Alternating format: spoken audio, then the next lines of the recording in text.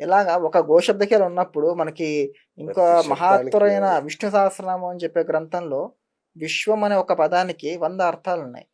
బా! అలాగే విష్ణు సహస్రం మొత్తం.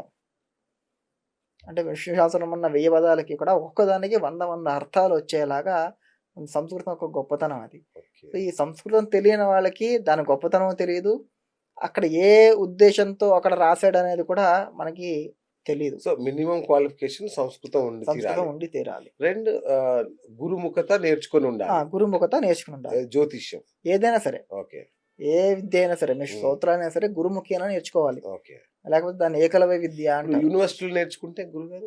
అది కూడా గురు ముఖాంతరం వస్తుంది. అచ్చా! ఓకే. గురు ముఖాంతరం వస్తుంది. కానీ హ్మ్. అక్కడ కూడా వాళ్ళు చెప్పిందే వినకుండా హ్మ్. మనకి కృష్ణుడు భగవద్గీతలో కూడా చెప్పింది అదే. హ్మ్. మీకు ఏది తెలుసో అది నేర్చుకోవడం కాదు. మీరు దాని మీద రిసర్చ్ చేసి హ్మ్. అంటే దాని మీద మీరు అధ్యయనం చేసి అన్ని విధాలుగా దాన్ని అన్ని విధాలుగా అదే చెప్తున్నారా అనే దాన్ని చూసి దాని తర్వాత మీరు నిర్ణయం తీసుకోవాలి. రైట్. రైట్.